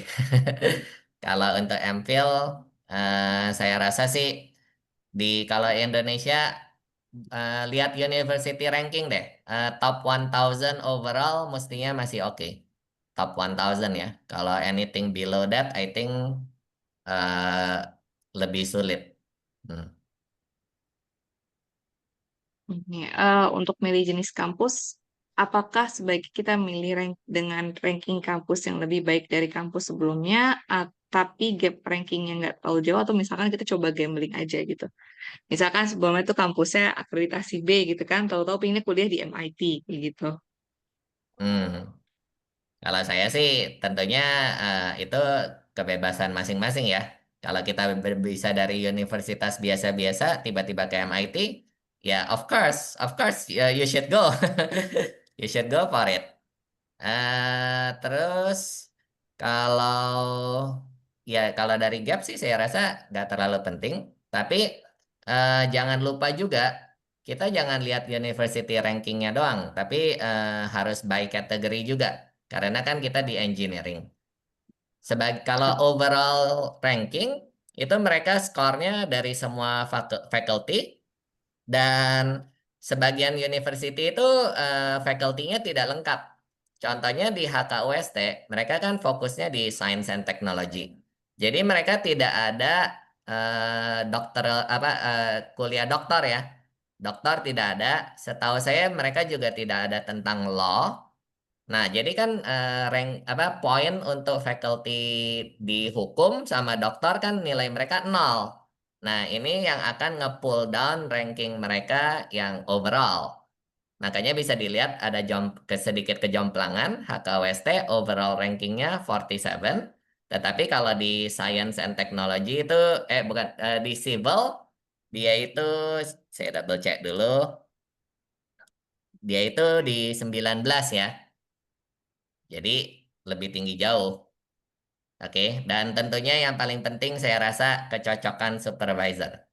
Jadi pilih supervisor yang cocok dengan eh, interest kalian. Oke, karena S2 dan S3 itu kan lumayan waktunya lumayan ya, bisa 3 sampai 5 tahun. you want to spend time with someone comfortable with you. Okay? So don't just look at the university, look at the supervisor. Karena pas kamu lulus S2 atau S3 nanti, S3 sih terutama, mereka biasanya selain nanya dari kampus mana, mereka tanya dulu dosennya siapa. Oke. Nah, makanya itu your Hmm. supervisor carry the weight also. Hmm. Ya, betul banget. Dan kalau riset apalagi itu emang harus cocok-cocokan banget sama supervisornya. Kalau enggak nanti kita terseok-seok juga. Oke, sudah 11.54. Mungkin saya ingatkan kembali buat teman-teman yang belum mengisi daftar hadir dan feedback form silakan diisi. Sudah saya copy linknya di chat room. Sekali lagi terima kasih untuk Pak Luki dan Pak Antoni untuk hari ini atas sharingnya tentang kampus di Hong Kong ya di HKUST itu terutama. Terima kasih juga semuanya yang sudah hadir. Semoga sesi Soil versi 2 ini versi 2, sorry, volume 2. Volume 2 ini cukup memberikan informasi yang lebih detail tentang bagaimana sih living di sana dan juga studying di sana. Tadi kita kayaknya belum banyak bahas tentang working di Hong Kong ya. Semoga akan ada edisinya tuh Pak. Siapa tahu ada teman-teman yang kerja di Hong Kong dan memberitahu di sana seperti apa gitu ya kesempatannya. Oke, Ya. terima kasih semuanya.